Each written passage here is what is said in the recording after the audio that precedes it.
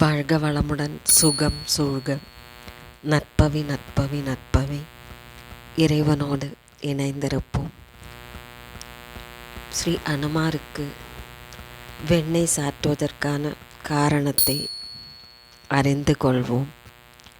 சொல்லின் செல்வன், ராமனின் பக்தன், சஞ்சீவி மலையை தூக்கியவன், பஞ்சபூதங்களை வென்றவன் என பல சிறப்பு பெயர்களை கொண்ட அனுமாருக்கு வெண்ணெய் சாற்றி வழிபாடு செய்வது பிரசித்தி பெற்றதாகும்.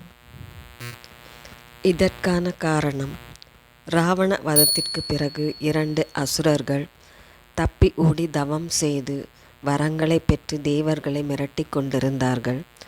அவர்களை எப்படி சமாளிப்பது என்று தேவர்கள் பயந்து கொண்டிருந்தார்கள். அப்போது அவர்களை வதம் செய்யக்கூடியவர்களை அனுப்ப வேண்டும் என்று கலந்து ஆலோசித்தபோது அனுமனே அதற்கு தகுதியானவர் என்று முடிவு செய்தனர். அனுமனுக்கு போரில் உதவ ஒவ்வொரு கடவுளும் அவரவருக்குரிய ஆயுதங்களை ஆசீர்வாதம் செய்து தந்தார்கள். ஸ்ரீராமர் வில்லையும், பிரம்மாவும் சிவபெருமானும் இன்ன பிற கடவுள்களும் சக்தி வாய்ந்த ஆயுதங்களை அளித்தார்கள். ஸ்ரீராமர் தன்னுடைய அடுத்த அவதாரமான கிருஷ்ணருக்கு பிடித்த வெண்ணெயை அளித்து, இந்த வெண்ணெய் உருகுவதற்குள் உனது காரியம் வெற்றி பெற வேண்டும், அசுரர்களை அழித்து விடுவாய் என்று சொல்லி ஆசீர்வதித்தார்.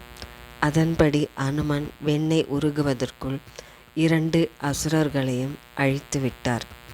அதுபோலவே நாம் வெண்ணெய் சாத்தி அனுமனை வழிபட்டால் நாம் சாத்திய வெண்ணெய் உருகுவதற்குள் நாம் நினைத்த காரியங்கள் கைகூடும் என்பதே அந்த உண்மை காரணமாகும்.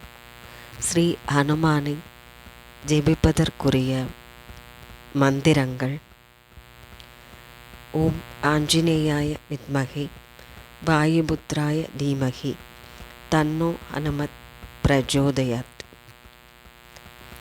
அனுமனுக்குரிய இந்த காயத்ரி மந்திரத்தை நாம் தினம்தோறும் ஜபித்து வர சகல நன்மைகளும் உண்டாகும். நம் உடல் வலிமையோடு மன வலிமையும் அதிகரித்து நம்முடைய துன்பங்களில் இருந்து நாமே வெளிவர நல்வழி காட்டுவார் ஸ்ரீ ஹனுமான்.